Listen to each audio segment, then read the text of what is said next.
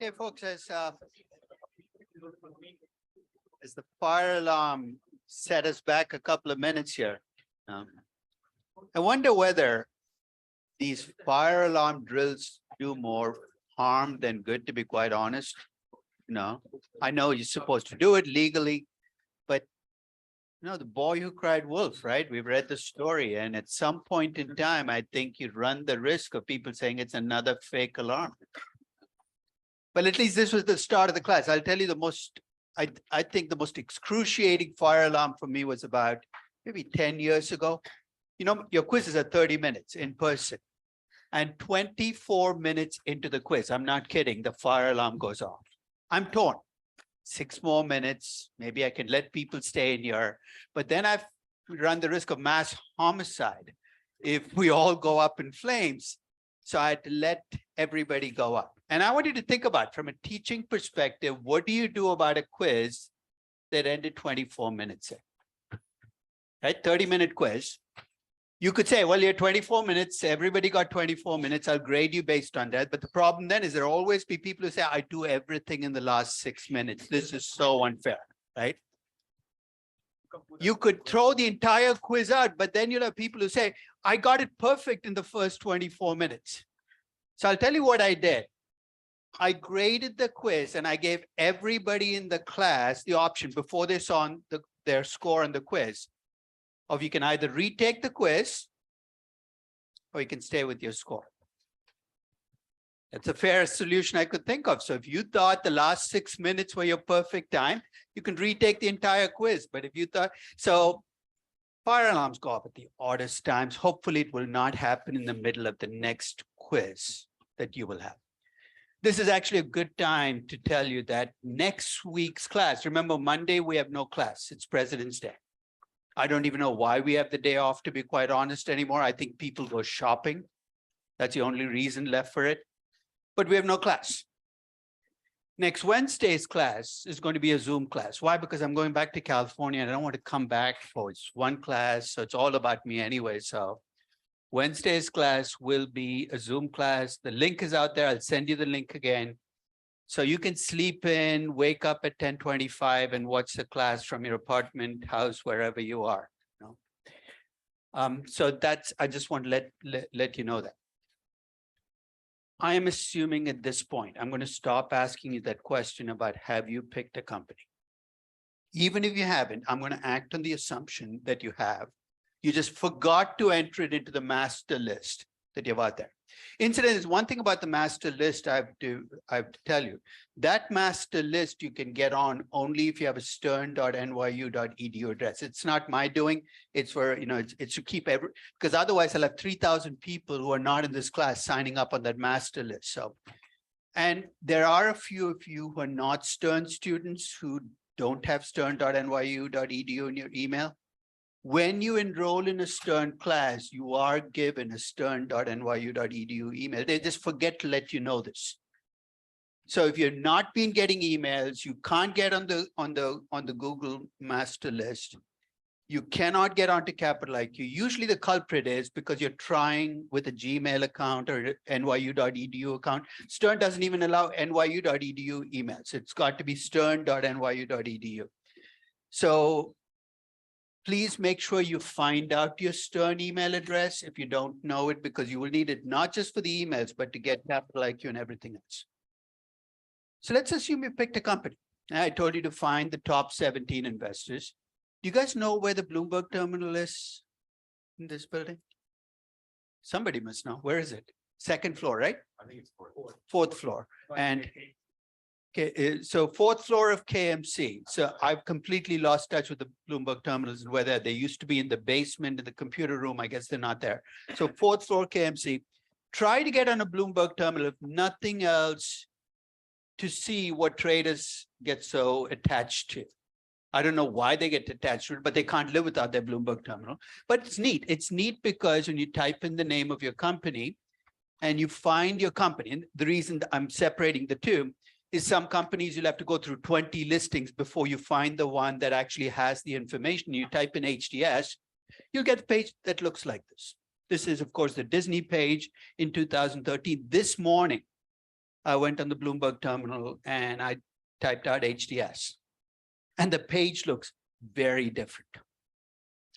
Laureen Powell and George Lucas are gone. So they must have sold their shares and moved on. All 17 are now institutions. The top 3 are like a who's who of passive investing. Vanguard owns 8% of Disney, followed by BlackRock, followed by State Street. There's a reason why Nelson Peltz gave up so quickly. Do you think Vanguard and BlackRock want to fight a fight? No, they just basically are passive investors. This is a company where it's going to be very difficult to mount a fight and get people along, because that list suggests that it's become almost entirely an institutional investor held list. Doesn't mean they don't feel the pressure, but it's going to be very difficult to activate that pressure. And just because I was on a Bloomberg, I decided to check Tesla's top 17 stockholders. Anybody want to guess what percentage of Tesla shares Elon Musk owns? It's about 13%. And about half of that has come from stock compensation grants given as a CEO. The reason I bring that up is people talk about, when you think about Elon Musk, you think he must have absolute control. And he hasn't fixed the game. It's not like Mark Zuckerberg where there are no voting and non-voting shares. So he effectively controls the company with 13%. You don't need 51% to control a company. You can get away with 40, 30, 20, even 13% is enough here. And he has a board of directors that's effectively a rubber stamp. Right?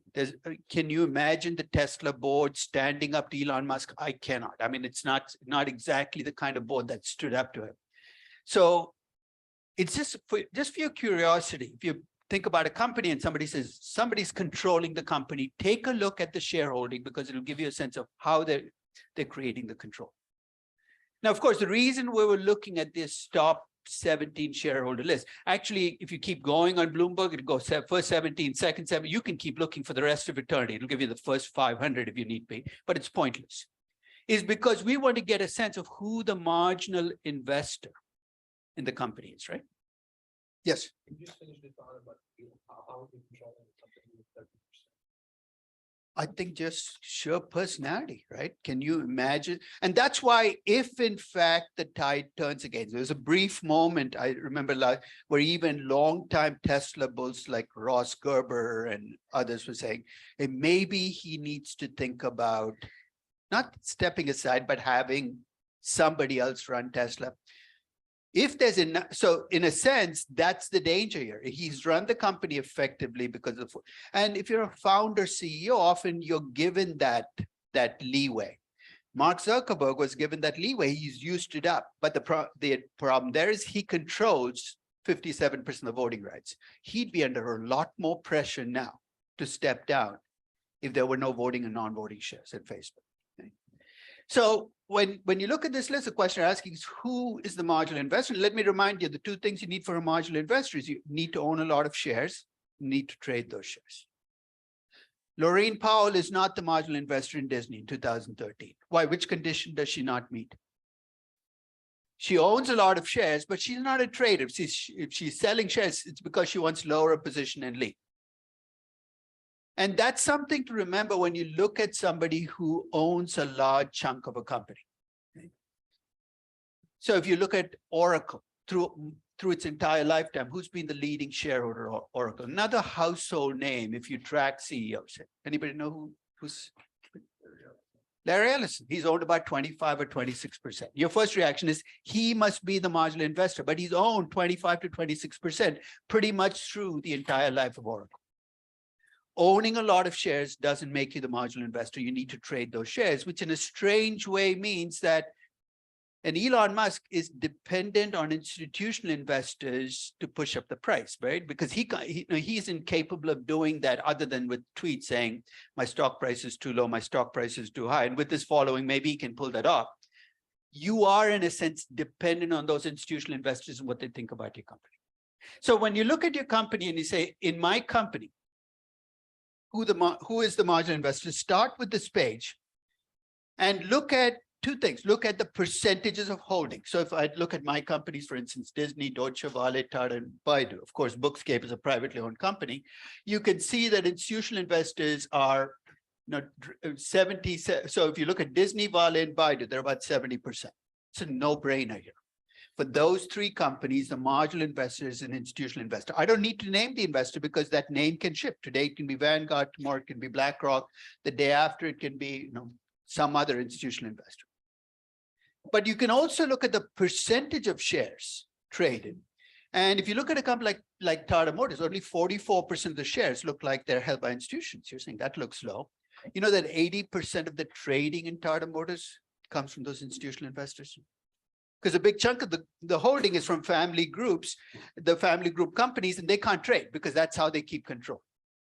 So for most of you, I have some good news. After you dig through and you look at the numbers, you're probably going to conclude that I have a lot of insider holding in my company, but the marginal investor is still an institutional investor. And what does that buy you? The assumption that that investor is diversified and can therefore look at risk through the eyes of a diversified investor, risk added to a portfolio. I know it looks like a long and tedious way to get there, but if your entire risk and return model is built on this premise, you better make sure the premise holds before you move on. Now, for a few of you, you might run into a problem. There are actually publicly traded companies in some parts of the world where 97 or 98% is held by a founder and 2% is listed. And that 2% listing is hardly ever traded. You're saying, why bother listing? Because the owner wants a number, a market price, and God only knows what he uses it for, maybe to borrow money, maybe to establish that he's a rich person. Then you have effectively a privately owned business. And I want you to be patient because we'll come back and talk about what to do with those companies, because every measure of risk, whether it's a CAPM or any alternative, is built on the premise that investors can diversify. So let's move to the second. So let's see where we are. We defined risk as variance of actual returns or unexpected return. We made this assumption that marginal investors are diversified, and we said we're going to focus only on the portion of the variance you cannot diversify away. Let's take the third step. Showing that diversification reduces firm-specific risk is easy. It's a statistical exercise. You've probably all done it in a finance class. We had the third, you put that covariance in, you had the third asset, the fourth asset. With each one, you would see the standard deviation decreasing. And that benefit will continue no matter how many stocks you add to your portfolio. But the marginal benefit will get smaller and smaller as you go from the fourth to the fifth to the sixth, the 50th to the 51st stock, but it'll still be that. There will always be a benefit. But we do stop diversifying at some point, right? Let me make this personal. I have about 50 stocks in my portfolio, but I have only 50. You say, what do you mean only 50? There are 47,300 publicly traded companies. I obviously stopped at 50. Now, if I asked you, why did I stop at 50? You could give me the cruel answer, because you don't have enough money. And that's probably true. But what's Fidelity Magellan's excuse for stopping at 173 stocks in their fund? They have billions of dollars. So here's my generic question. Why do people stop diversifying if there is a marginal benefit to diversification that's always positive? There must be something on the other side, right? That kind of offsets or is larger than the benefit. What are the two reasons why people stop diversifying?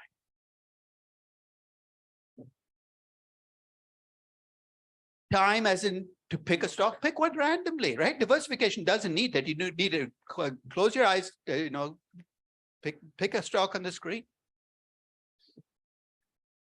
Maybe the marginal cost of maintaining those extra shares, managing those extra. First, how to get those extra shares? Is there a cost you have to incur? Maybe $5.95 on Schwab Online. Robinhood, it's supposedly free. We'll leave that at that. No. But that's really not the transactions cost. You know what the true transactions cost has to include? If you buy a stock and sell it instantaneously. Will you get your money back? You won't, because there's a bid-ask spread. If you have a liquid stock, it'll be tiny. So if you take a stock like Apple, it'll be 0.1% of the stock. If you try this on a NASDAQ stock, you're going to be very sorry. Because if it's a lightly traded stock, the spread can be 6, 7, 8, 9% of the stock price. It's not because the price is moving, but because there's a price at which you can buy and a price at which you can sell. So the first reason we stop is transactions costs. When we talk about time, you're saying, I have to monitor the stock now in my portfolio. I have to track the stock. So there's a cost. So the first reason we stop is collectively, let's call that all transactions costs. What's the second reason you stop? Liquidity in what sense? So you're going to stay with just the most liquid stocks but if you have a large portfolio, you don't need everything to be liquid at the same time. So let's include that's a bid-ask spread. That's another variation of the bid-ask spread. Do you guys want to be average investors? Do you know how much, attention that's going to get you at the next cocktail party? You say, I matched the market last year. Try it. I did exactly what the market did. Nobody's going to surround you. We all want to beat the market. And how do we do it? We try to pick stocks with different ways, right? Some of us pick on momentum. Some of us pick on what Warren Buffett has bought, where some of us pick on what, Kramer might be yelling on CNBC at that point in time. But we all think we've got the best stocks. So the two reasons we stop are either because transactions costs are getting in the way, or we think we've got the best companies. And once you get the best companies, why would I want to add on? You know what the CAPM assumes? First, it assumes zero transactions costs, none, no bid-ask spread. You're saying that's so unrealistic. For stock like Apple, it's pretty close to the truth, but it assumes that on every. Second, it assumes that nobody has private information, which is a euphemism of you can't pick stocks. You might as well randomly pick them. If I remove the two reasons for stopping, when should you stop diversifying? You're not going to stop at 50. You're not going to stop at 500. You're not going to stop at 5,000. You're not going to stop till you have every single traded stock in the market. And even then, you're not going to stop every traded bond, every traded real estate. In other words, you will not stop until you have every single traded asset in the world in your portfolio. Sounds absurd, but think of this as a gigantic index fund that owns a small piece of everything.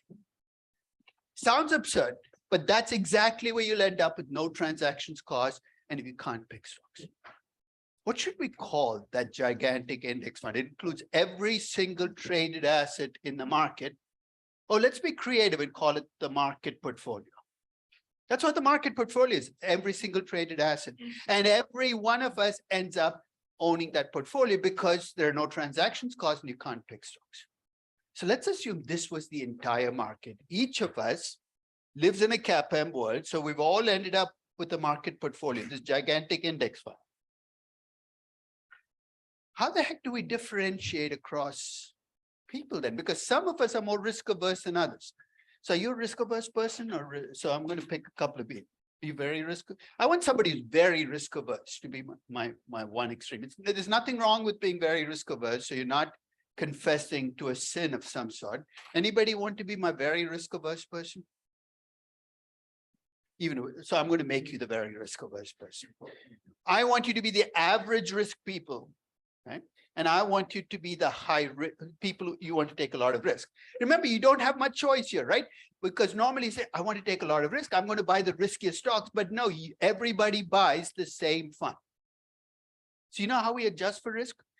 If you want to put your money, you have two choices. You can put it into this gigantic market portfolio, but you have a second choice, which is in something risk-free. So you don't want to take a lot of risk. You put most of your money in, let's call it treasuries, 80% treasuries, 20% in the market portfolio. You now feel happy. You can pass the sleep test. You know what the sleep test is? You go to bed and you don't think about what's in your portfolio. You're okay. You pick the right mix. Your average, you say, no, I'm going to put 80% of my money in the index fund, 20%. So we adjust how. You want to take a lot of risk. You think, why don't I put 100%? You're still not satisfied, not risky enough. So you know what you do? You borrow money and you invest in the index fund. The most efficient way to take risk in the CAPM world is to not buy the riskiest stocks, because then you're still exposed to this firm-specific risk. It's by borrowing money and buying the market portfolio. The world has become simplified, right? Because each of us holds a market portfolio. So when you look at how risky is Disney, how risky is Tesla, the risk you think about is the risk it adds to that market portfolio. We're almost there. That's what a beta measures. Now, of course, mechanically, we might screw up in how we estimate beta, but in the CAPM world, beta measures the risk added on to that market portfolio. And guess what drives it? If you buy a stock that moves with the market, it's more risky than a stock that doesn't move with the market. Why? Because when you add something that doesn't move with the market to your portfolio, in that large portfolio, it's almost risk-free, right? Because it might move on a day-to-day basis, but it's going to get averaged out. Beta measures the risk added to this mythical market portfolio, and each of us holds it because we notice as we're going along, we'll keep adding to the assumptions, right? First step, we lived in a mean variance world, and we said that's not true. Second step, we said there are no transactions costs and no private information. I'm sure some of you said that's not true. But if you're willing to make those assumptions and you end up with a market portfolio, beta becomes your measure of risk you cannot diversify away. And the expected return on investment is going to be the risk-free rate as a base, because that's what your alternative was, plus the beta times what you would demand on an average risk investment. You know, when you take finance classes, it becomes this thing, RM minus RF. I'm going to replace it with what I think is a much better term. It's the equity risk premium. It's a price of risk in equity markets. It's got nothing to do with your company. It's got everything to do with how the equity market is pricing risk. So we started with the mean variance framework. We now have an expected return. Let's talk about the fifth. I mean, we met the first four conditions for a good risk and return model, but what was the fifth test? Does it actually work? And here we have a problem. It doesn't work that well. And I'll make the confession up front because I'm not going to say there's a perfect model it worked for. In fact, whenever I do evaluation, one of the things people latch onto is the fact that I've used a beta to come up with an expected return. I did it for the Adani Group a week and a half ago, Tesla 2 weeks ago. At every company, I basically, in a sense, I'm sticking with the CAPM. And there are three levels at which people critique my use of it. The first is that the model makes unrealistic assumptions. Does it? Of course. No transactions cost, mean variance world, makes a ton of them. That doesn't bother me in the least, because I used to be an econ major in a previous lifetime. And I remember those realistic econ models, you know, the ones I'm talking about, where you observe the risk aversion and the utility functions of every single person on the face of the earth, and you derive this great looking model. And then you say, well, how can I use it? And your econ professor says, once you observe people's utility functions, the model is usable. Says, anybody ever done it? Not really, but no, great looking model. Given a choice between a model that makes unrealistic assumptions that nobody can use, and we have a ton of those, and a model that makes, a model that makes realistic assumptions that nobody can use, or a model that makes unrealistic assumptions that I can actually use, I'll take the latter over the former. So it's okay. I know it's imperfect. I know it makes but it's a model that's usable. The second critique comes from the coward in the last row. He says, but you could be wrong on your beta. Really? That's what worries you? You should see everything else I got wrong. My earnings, my cash flows, my growth rates, they're all wrong. Why? Because it's in the future. If your test for a model is I will not use it until I know it's right, you will never find a model that works. So of course, you're going to get your estimates wrong. And I can live with it as long as there's no bias. I can make mistakes, but as long as I don't consistently underestimate the cost of equity for some kind of good, I can live with that. And there is evidence, as I said, that the model doesn't work that well. That's a third critique, and that's a tough one to get around. People act like this critique came out of outside finance. No, Warren Buffett has been speaking up about betas being imperfect for a long time. But this critique came from within finance. About 30 years ago, two professors at the University of Chicago, Gene Farmer and Ken French, decided to ask the question, does the CAPM work? Let's step back. In the CAPM world, the only measure of risk that matters is the beta, right? Everything else shouldn't matter. So if I take really long time periods and look at the correlation between returns you earn over long periods and the betas of companies, what should I say as a correlation? First, should it be positive or negative? High beta stocks should have high and it should in fact be close to 100%, right? If the CAPM is right over very long periods, 100% of the variation in differences in return should come from differences in betas. You know what Farmer and French found as the percentage explained by betas? About 9%. Which is a kind way of saying that we seem to be using a model that doesn't explain 91% of what's going on. Now, I think part of the reason for that is the way in which people estimate betas, a regression beta, and I'm going to talk about what's wrong with that. But I'll tell you, even if you fix all the betas, you're going to be lucky to get to maybe 20, 25%. Even if you finesse it. So you're saying you're using a model that doesn't explain 75% of what's going on. Guilty as charged. But Milton Friedman once said it takes a model to beat a model. In other words, you can take any model in economics or finance and say it doesn't work. It's easy to show. But you throw the model out, you got to give me something to replace it with. So I'm going to give you some of the alternatives that have been developed to the CAPM and why none of them has stuck. We've had 40 years in finance, people trying and trying. I'll take you through the tries. The CAPM came out in 1964, when Bill Sharp and John Lintner came out of the CAPM. They won the Nobel Prize for it 30 years later. For 14 years, it was the only game in town, the CAPM or the CAPM, and people picked the CAPM.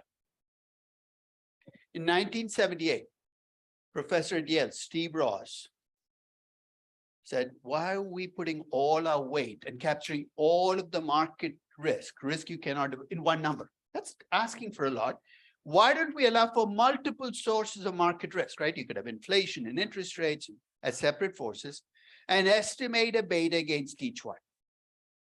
And when he said that, people said, that's nice, but how will we know how many factors there are and what the betas are? He said, that's easy.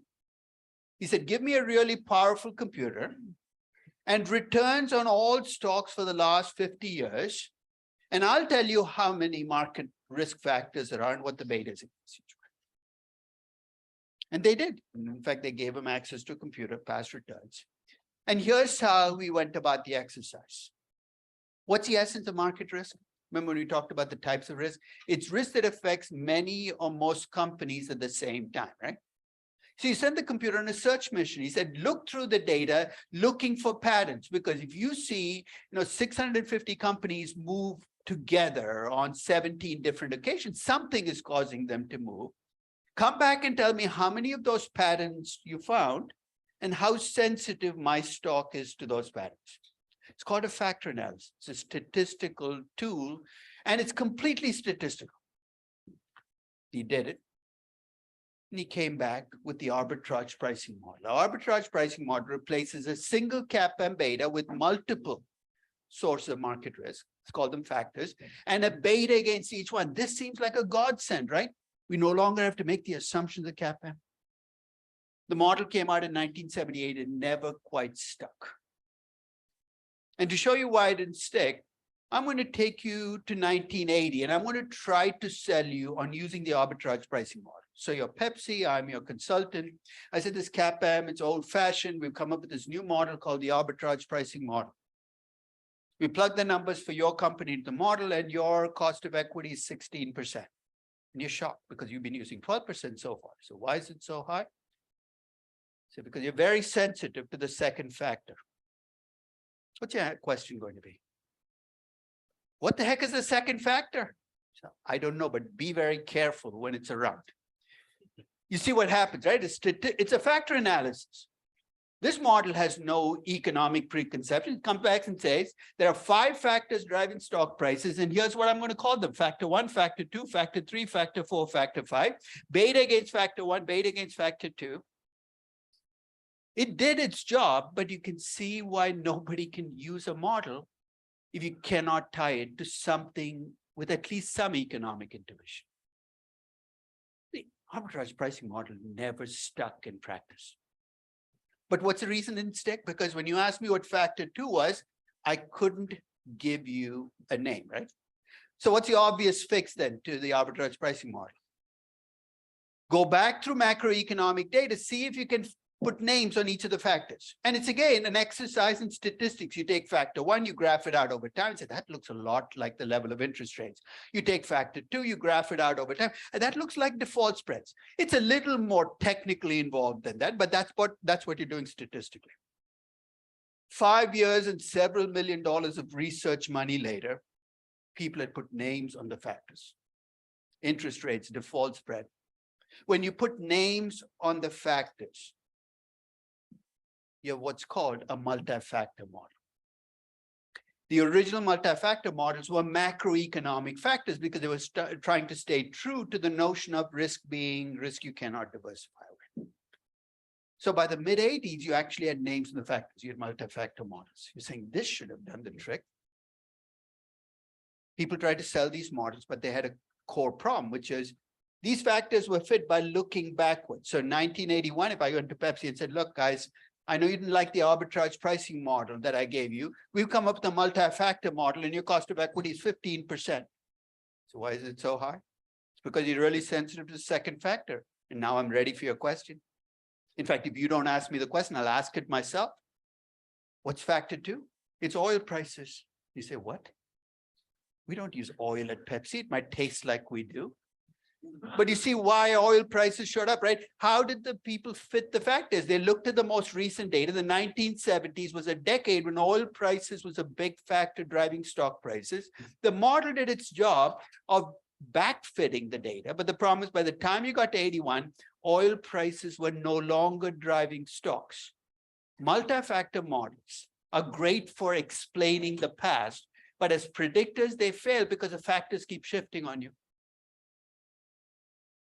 So the arbitrage pricing model didn't fit the multi-factor. And then you get to Farmer French. And they found that betas didn't work. And they said, so why are we even trying to build a model? Why don't we let the market tell us what's risky? You see, how will the market tell you? They looked at the 30 or 40 years of returns they had. They looked to see what stocks earn the highest returns. And then they looked to see what characteristics those stocks shared. For instance, they found that small companies earned higher returns than large companies, small market cap companies. And they made a leap of faith. They said if small market cap companies over long periods make higher returns than large market cap companies, they must be riskier. You see what's a leap of faith? You're assuming that markets, at least over very long periods, must give higher returns to companies only because they're riskier. So market capitalization became a proxy for risk. Whenever you use the word proxy, you're basically giving up on measuring something, say, I'll use something else.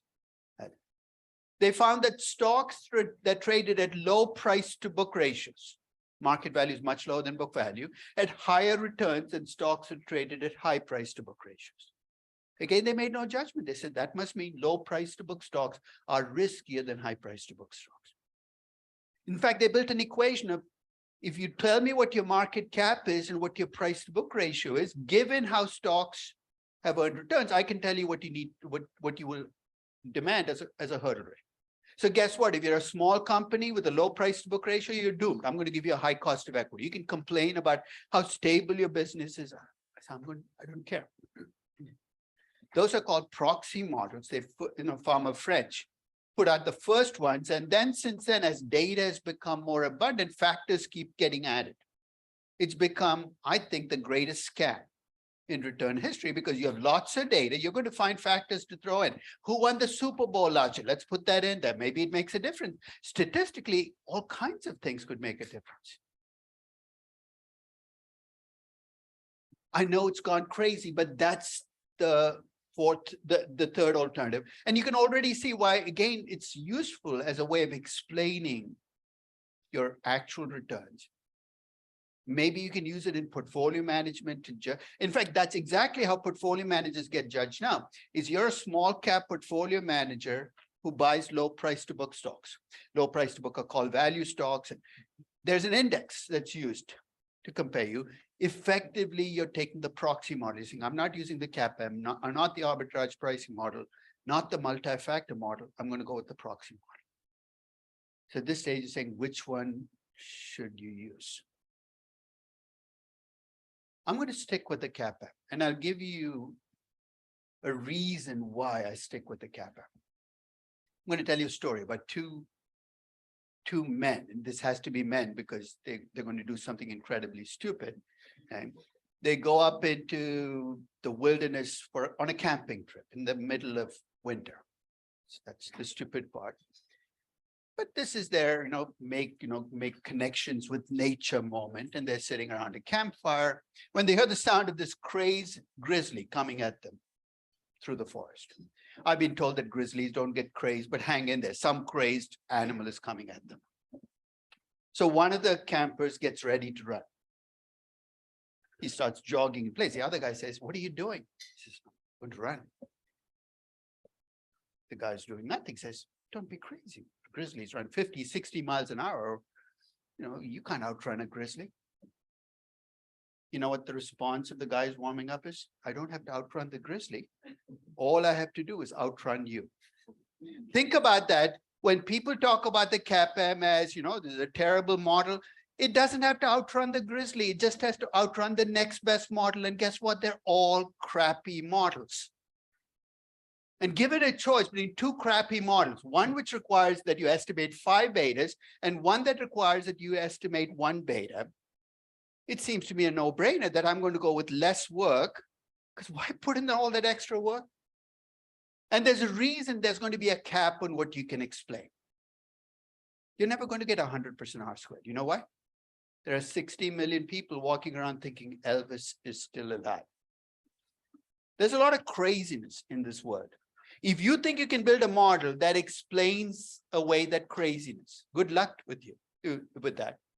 So I think when people measure these models, they got to measure them realistically.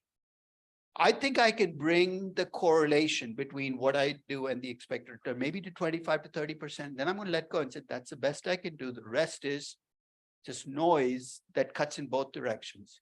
And there's nothing I can do about it. Yes.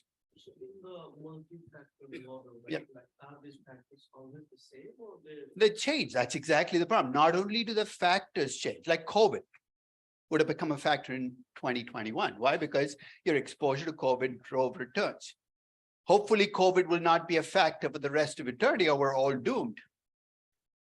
But those are the things that cause the factor. And even if the factor doesn't change, the weight on it might change, right? Because the coefficient that goes with it can be different. So it is a problem that we face, and it's a problem that we've got to keep in mind, because it's easy for people to say betas don't work. I agree with you, betas don't work that well. But what do you want to do instead? And if they don't have an alternative, you know what CFOs want to do? They want to go with gut feeling. That's why they don't want any model. You know what the correlation between gut feeling and returns is? It's 0%. Given a choice between trusting your gut and trusting an imperfect model, I will go with the imperfect model every single day. So I want you to take your company, and before you start estimating the inputs for the CAPM, make sure that the core assumption is right. That's why I want to look at the marginal investor and say, is that marginal investor an investor who is diversified? That's the breakdown: institutional, individual, insider. That's the end game. So keep your eyes on that as you collect details. So look at the holdings, look at the trading, make your judgment, and hopefully your judgment will make your life easier, that you can use risk and return models. If you're stuck on a multi-factor model, you don't like the CAPM, by all means go that route, because everything I say about the CAPM will apply if you have 1 beta or 5 betas. But I'm going to focus on the CAPM, because the inputs you need for the CAPM are inputs you need for every other model.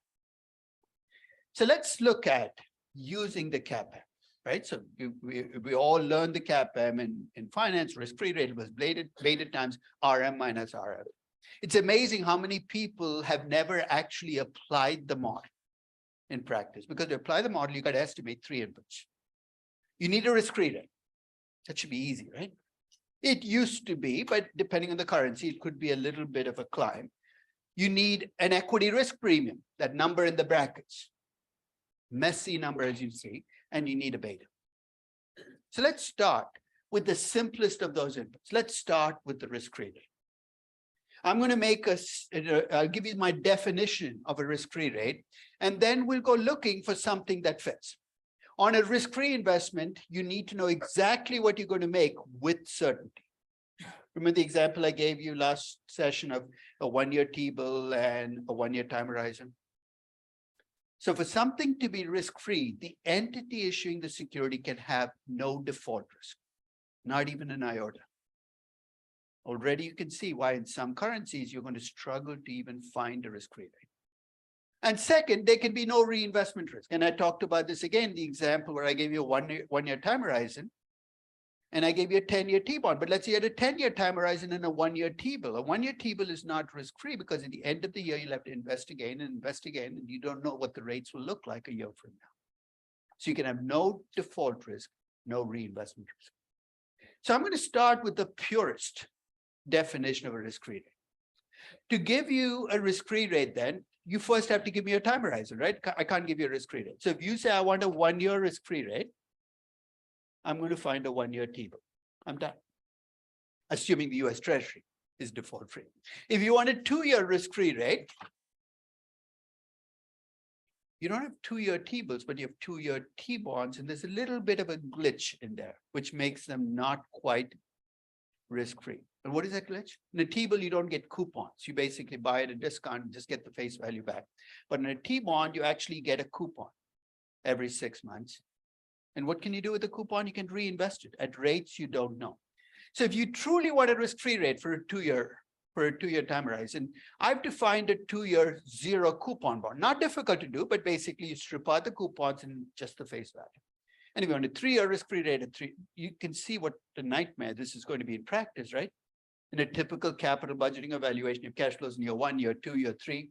In a purist world, you will actually have different risk-free rates on each one with a 0 for each one, 1-year 0, 2-year 0. And if you go to the Bloomberg, or you can find it online, you can find a 0 yield curve for the Treasury. Essentially, so getting the numbers is not difficult, but it's made your calculations tedious. You can't use the PV function in Excel anymore because the discount rate will keep changing. So if you're a purist, that's what you would do. I'm not a purist. This is not where I want to expend my energy. So I'm going to draw on something that banks used to use to manage risk. It's called duration matching. So let's take you back to a time when banks did just banking. Old-time bankers would take deposits in from customers, lend it out. So that was the basic banking business. So you had assets, if you're a bank, of different kinds of loans, 2-year loans, 5-year loans, 10-year loans that you'd made to other people.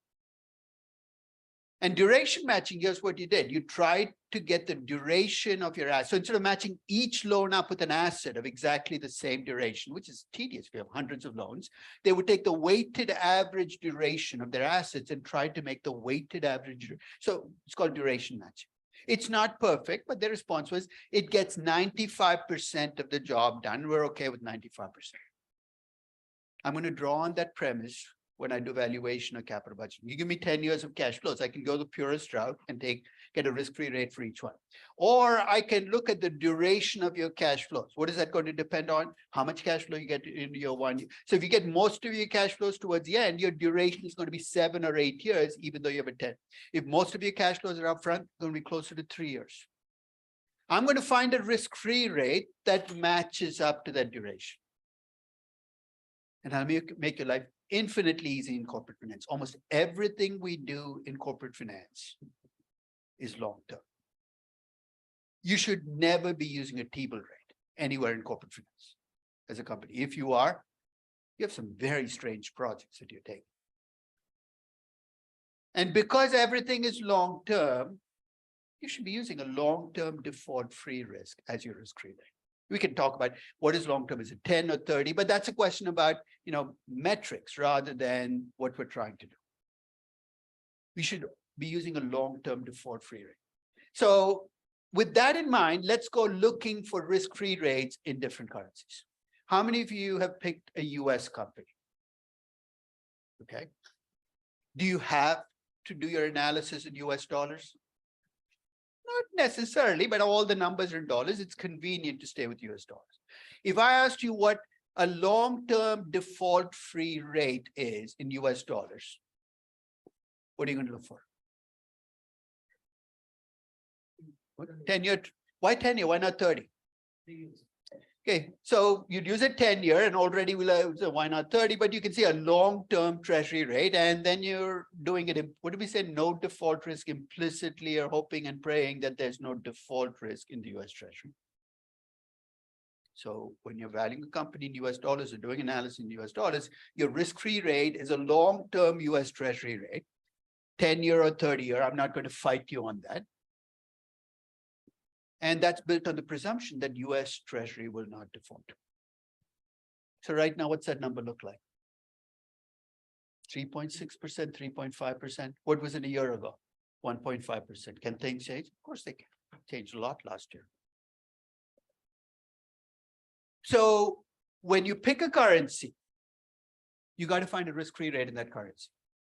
I asked you, US company, do you have to do dollars? No, you could have chosen to do your analysis in euros, or Japanese yen, or Indian rupees, in which case your risk-free rate has to be in your currency of choice.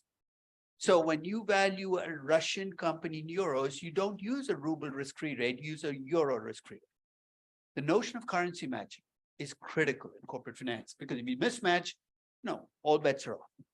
Second, I used the US Treasury rate as my risk-free rate. And in fact, that's what I was taught in my classes. If you want a risk-free rate in a currency, use a government bond rate. But when you do that, implicitly you're assuming that governments have no default risk. And there was a very facile explanation for why governments should have no default risk in the local currency, right? Which is, print the damn money. You should never default. Technically, that's true. But you know that half of all sovereign defaults in the last 50 years have been local currency bonds. So why would the government ever default in the local currency? Because it faces a choice, right? You can print the money and pay off the debt, but if you do that, what do you face? Inflation. So you have a choice between, do I want to debase my currency or do I want to default? And it turns out that the costs of default are actually lower than the cost of debasement. It's easier to come back from default. Look at Argentina. In any just world, nobody should ever lend to this country ever again, right? But they keep coming back. It's like Freddy Krueger. But if you debase your currency, it can take decades before people trust you again. I mean, I give the example of Brazil, which had hyperinflation in the early 90s. Hyperinflation is 5,500, 6,000, 7,000% inflation. The Zimbabwean dollar had the same kind of thing. The Zimbabwean dollar, they actually were printing $100 trillion notes. I'm not kidding. I actually have one of those notes from 1997. Because when you have hyperinflation, you keep adding zeros to your notes. People stop trusting your currency. It becomes almost impossible to do anything in that currency. Brazilian companies couldn't issue long-term bonds in reais. Nobody would buy them in the late 90s. The Brazilian government could not issue long-term bonds in reais. So you know what they all did, right? Issue bonds in dollars because you have to pick a different currency. So this notion that governments don't default is good on paper, but in practice, governments do default, which means that a government bond rate might not be a risk-free rate in some currencies. I could give you the Nigerian Naira government bond rate, but I don't think it's a Nigerian Naira risk-free rate. I'll take you through the process of what you need to do to clean up. But if you can find a default-free government issuing a bond in a currency, you've got a risk-free rate. So let's take a different currency, the US dollar. Anybody doing a European company? Okay. What company are you doing? Oh, you were in the valuation class as well, so I'm not going to pick on you as well. Anybody else doing a European company? Come on, you can pick a company now. If you haven't picked one, just pick one now and be daring. No? But what happened if the company, I don't know, was exposed 100% to pound? Doesn't matter, doesn't matter. There, remember, the risk-free rate is the start of the process, not the end of the process. You have two more numbers waiting for you, right? What are the two other numbers here? But you have. No, no, balance sheet. But help me out here. There's a risk-free rate, then you got a beta, and you got a risk premium, right? Each carries a role. What you're describing is you could have a German company that gets 100% of its revenues in Afghanistan. But you're doing evaluation in euros, your risk-free rate is still a euro risk-free rate. You're saying, but I want to punish the company. Where is it going to show up? Where is this exposure? The risk worry you have, where's the most logical place to put it? No, in terms of the three inputs, you have only three inputs, right? You got a risk-free rate, you got a beta, you got a risk premium. Leave whatever worries you have about risk into the equity risk premium in terms of geography. Whatever worries you have about businesses being risky, bring into the beta. But the risk-free rate is by its very definition, risk-free. So using a higher risk-free rate for a company because it has risky business, already you can see the contradiction. So if you're doing a European company, it could be, let's make it a Greek company. Greek company is technically part of the Eurozone, right? You decide to do your evaluation in euros. Should you use the Greek government? These are all Euro bonds. What's wrong with using the Greek Euro bond rate as your, can you even say those words in the same sentence? Default-free Greek Euro bond, right? Default-free and Greek don't go together. It doesn't make sense, right? The only reason these rates are different, they're all in the same currency. The only reason is because the market perceives, it could be entirely wrong, more default risk in Greece and Italy and Spain than it does in Germany or France or the Netherlands. Do you know what you should use as a risk-free rate for any company you're doing in euros? I know I'm going to give you a much better. Don't say German because then you're going to get stuck in the country, right? Because you're going to keep using the German euro bond rate and Germany could become, God only knows how risky. You're going to pick the lowest of the rates. Why the lowest of the rates? Because every other rate has something added onto it and it's because of default risk. The German euro bond rate for since the euro came out has been the lowest of the euro bond rates. I'm going to use it as a risk-free rate for Siemens. But not because it's a German company, but because I'm doing it in euros, but also for Titan Cement, which is a Greek cement company, because I'm doing my analysis in euros, or for Gazprom, which is a Russian company if I'm doing my analysis in euros. And for the moment, don't worry about risk. I'll give you a place to punish these companies for being Greek or Spanish or, you know, Iraqi, but this is not the place to do it.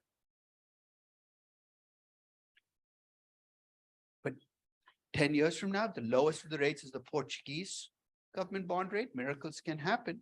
Use that as your risk-free rate. It's the lowest of the rates. That is your risk-free rate. Everybody comfortable with that idea? Yes.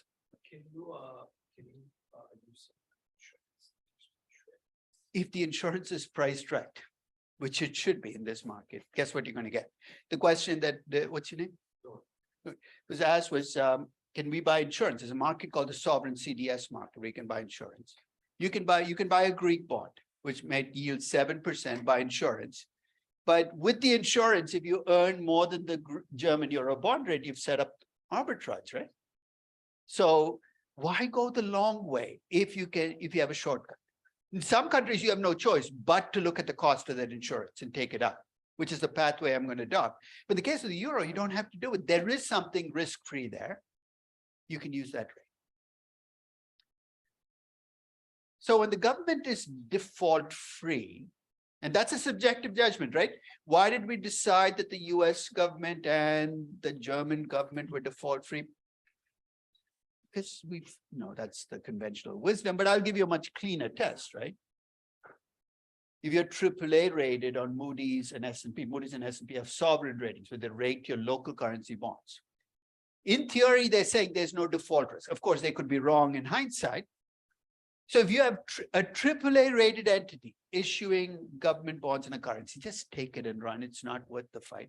So these were, for instance, a list of currencies on which at that time were viewed as AAA.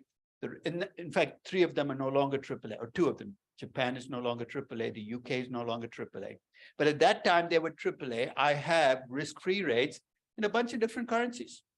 Notice the only Asian currency that made that list was the Singapore dollar, because Singapore is the only AAA rated entity in Asian government bonds. I want you to take a look at that page, because that page basically shows you risk-free rates are different in different currencies. I'm making a statement of effect. I want you to start thinking about why that happens. Why do risk-free rates, I'm not why government bond rates, why do risk-free rates vary across currencies? But those are my risk-free. You're saying, but what if I have a currency where I cannot find a default-free entity? This is true for about 140 currencies, right? The Indonesian rupiah, the Brazilian real, the Colombian peso, definitely the Venezuelan bolivar. So how do I get a risk-free rate?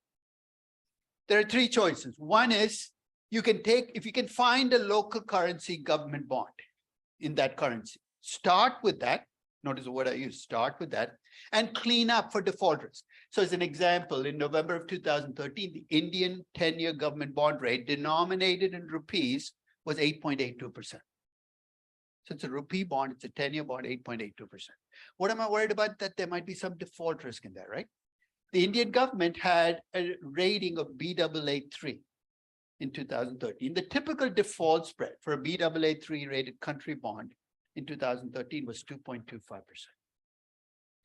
8.82% is my government bond rate. I'm concerned that some of that is for default risk. If I could give you a number for that default risk, it's 2.25%. I can net that out to come up with a risk-free rate in Indian rupees of 6.57%. Is everybody clear on why I'm netting it out? Because I want to clean up the government bond for default risk. The Chinese government bond rate in local currency was 4.3%. Their default spread was much smaller because they were rated much more highly. I get a 3.5%. There are two weaknesses in this approach. First is I'm assuming the ratings agency's rating is a good measure of sovereign risk. And second is that I can use that rating to come up with a typical default spread. The second assumption probably I can defend. The first one I can't because I don't do the ratings. We know ratings agencies sometimes screw up. And that's where it would be nice to have a market measure of the default spread rather than Moody's and S&P. That's the insurance market that started 20 years ago. The sovereign CDS market effectively gives you a rate that the market thinks is the right default spread. So the alternative to going with ratings is you can actually come up with a default spread from the market, use that instead of the rating-based spread, but you're still doing the same thing. So for Tata Motors and for Baidu, I am going to use the risk-free rates in the local currency, but they're not going to be the government bond rate. For Vale, I decided to do my entire analysis in US dollars. It's not because I can't get a risk-free rate in reais. It's because of the kind of company it is. What kind of company is Vale? What do? They're a mining company. Natural resource companies around the world tend to report things in US dollars because for better or worse, the commodity markets they sell into are dollar-based markets. So actually I'm using dollars because it's just convenient. It's easier than to take real-based numbers and convert them into dollars. They actually give me dollar numbers. I'm going to stay with the dollar numbers. And because I can value any company in any currency or analyze any company in any currency, I'm going to go with the dollar risk-free rate. So I'm going to be using the US T-bond rate to come up with a hurdle rate for Vale. And you're saying, but it's a Brazilian company. We're going to get to the equity risk premium. We're going to bring in that risk component through the risk premium.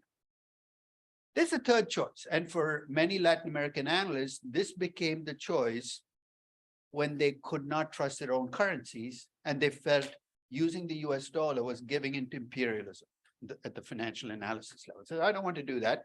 I don't want to do the dollar. I don't want to do the real. Well, you can do your analysis with no currency in it, right?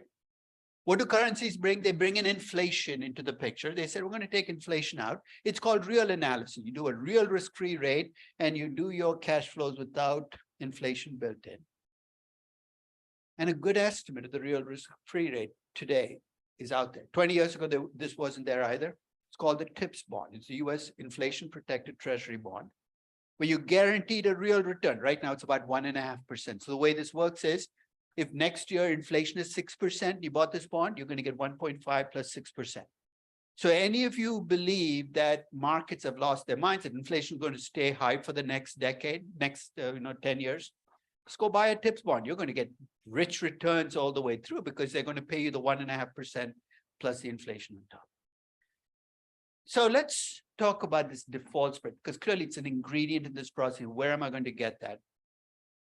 There are three ways you can get a default spread for a country. The first is if you have a dollar-denominated bond issued by that country. I'm going to take Brazil because I can use all three ways.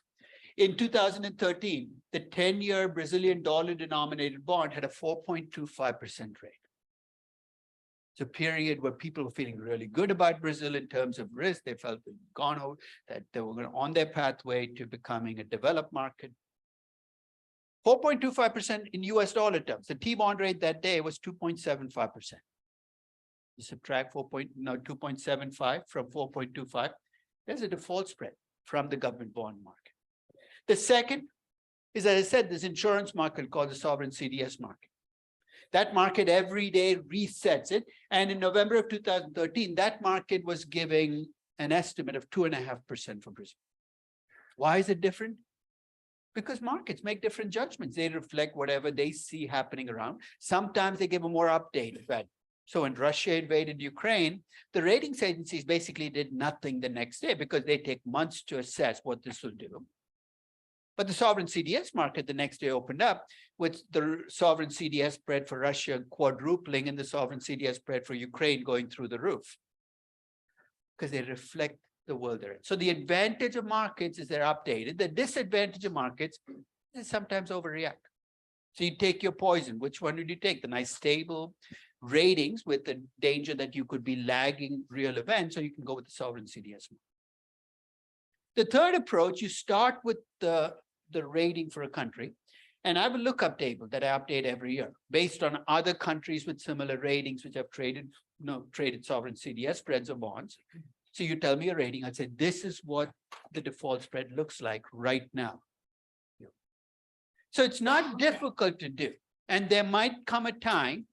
Now, in the aftermath of the 2008 crisis, I wrote a series of what I call nightmare papers, which is because every one of, in finance, here are the nightmares here.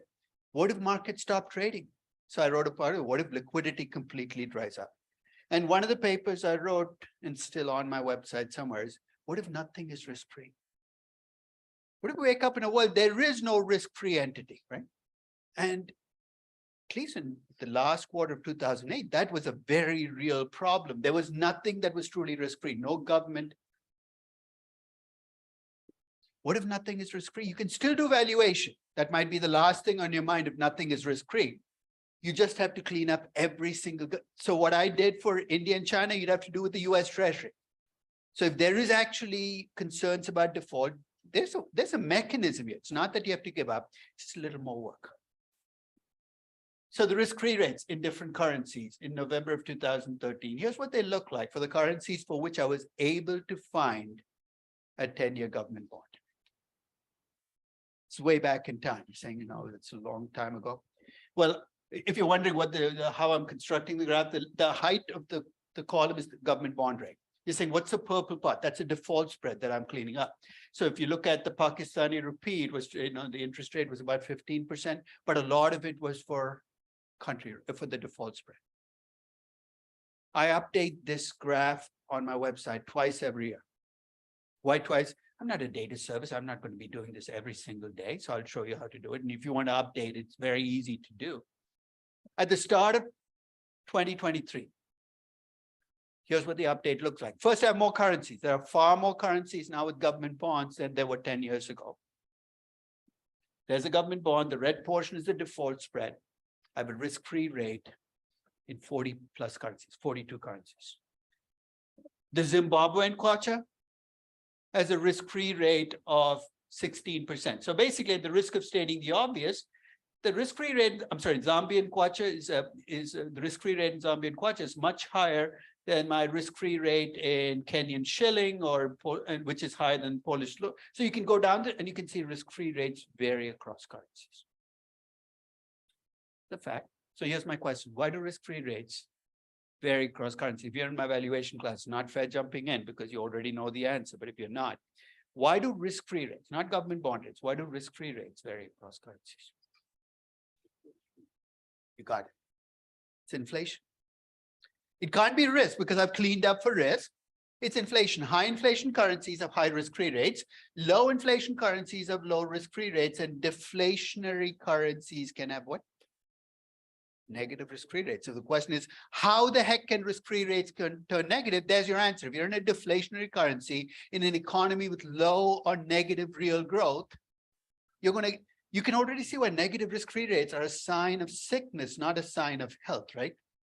No healthy growing economy should have a negative risk-free rate. But you can see why rates vary. It's because of inflation. And therein lies the assertion that I'm going to make next, which is, I said you can value any company and analyze any company in any currency, right? So you take a Brazilian company, you can do it in reais. Risk-free rate in reais is much higher than the risk-free rate in US dollars. Everything's going to, your hurdle rates are going to be much higher, right? Your cost of equity, cost of capital. You think that's bad? Not necessarily, because when you do your cash flows and earnings, you have to do them in reais as well. And the same inflation that is pushing up the discount rate is also going to push up your cash flows. The key in valuation and corporate finance is to stay currency consistent. Pick a currency and hold on to it. Stay consistent. Don't start your currency, your analysis by saying, I'm going to do my cost of capital in US dollars. It's so much easier. But then when you get your cash flows, you decide to do them in Nigerian naira because that's what you're given. You can't mix and match the two because you're going to get all kinds of disastrous outcomes.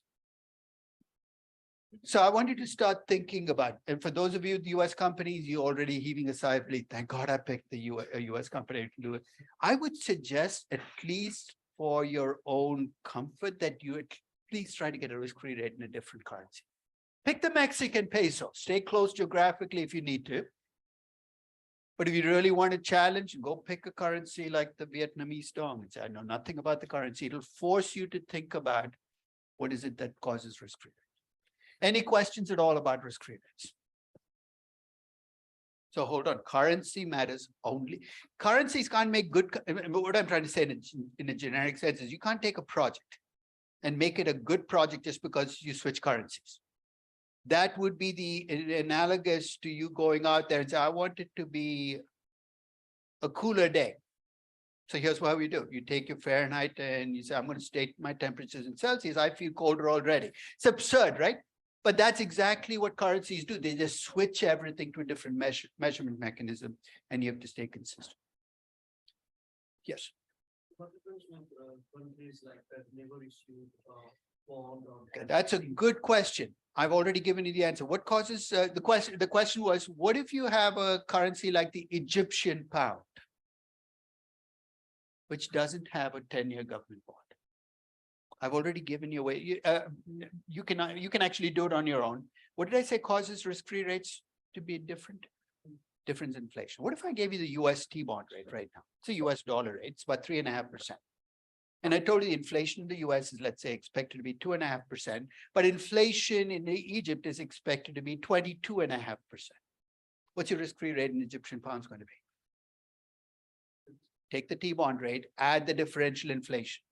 You have the mechanism for getting a risk-free rate in any currency, as long as you remember what drives the difference is inflation.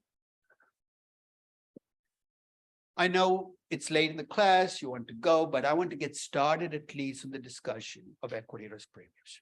I'll tell you what we're trying to measure. With everything that we're going to measure, I'm going to start off by saying this is what we're trying to measure. These are the ways we're going to try to do it. The equity risk premium is the premium we're going to demand for investing in equities as a class over and above your risk-free rate. So all that discussion about risk-free rate is the foundation. So if you're expecting to make 3.5% on a T-bond, the question I'm asking is, how much more than that would you need to make as an expected return to invest in stocks collectively? Already you can see the forces that are going to drive this. And here are the three. First is, it should be greater than zero, right? I mean, it is an expected return. After the fact, you might be disappointed. It should also reflect how risk averse you are as a person. The more risk averse you are, the larger the premium should be. And what drives that risk aversion? Tell me some of the forces that determine how risk averse you might be. One is where you grew up. If you grew up in Venezuela, you're going to be more risk averse than somebody who grew up in Switzerland, simply because you've seen the downside of risk, right? So this is almost unavoidable. Do you think it'll depend on your age? Older people are more risk averse than younger people. Do you think it depends on your sex? This is a tricky question. Are men more risk averse than women, or vice versa? There are actually studies that have looked at this. And you know what they find? That on small bets, women are more risk averse than men. My son was 23, worst age for risk aversion. For you to be a male at the age of 23, you're in the worst place to be taking risks because you have no idea. He puts $500 on a Super Bowl bet, which is like, 4 things coming true. You know what it would take for a woman to make that same bet? Look at this is stupid. Why I wouldn't do it. All kinds of things have to come true. On small bets, women tend to think much more rationally than men about risk. So young men, and this is why I said it's the most dangerous age. There was an article I wrote a long time ago, a blog post. It was right after one of those big trading scandals. And after every trading scandal, people talk about what should we do to fix it. I said it's a very simple fix. First thing, when you walk into a trading room, this is still true across much of the world. When you look around, what's the trading room filled with? Young men, right? That's a reality. I said, here's a simple plan. Hire the only person that a young man has a chance of listening to is his mother. I said, hire the mother, put them right behind the trader, pay them $100,000 a year. And all they do is, what are you doing now? Slow down, slow down. This is not what you should be doing. It's amazing. Best risk. If you're talking about risk management, I guarantee there will be no $3 billion losses if your mom's looking over your shoulder. But the reality is risk aversion varies across people. Some of us are more risk averse than others. Doesn't make us more noble or less noble. It's the nature of the process. And the risk premium should also depend on what we think the risk in the overall economy is. So the first quarter of 2020, we all woke up saying, oh, you know what? There's far more risk in the economy because a pandemic can shut everything down. In a long-winded way, what I'm saying is that equity risk premium is not going to be a fixed number over time. It's going to go up, it's going to go down, it's going to change over time. And that's got to be something to think about when you think about what the right way to estimate equity risk premiums. So I'm going to put you on the spot. And I'm going to ask you what your equity risk premium is. You say, I've never taken finance. I'm going to set it up in a way where you're going to tell me what your risk premium is. So there's no right answer. Don't look at your name. There's actually one wrong answer that I hope none of you pick. But there's no right answer beyond that wrong answer.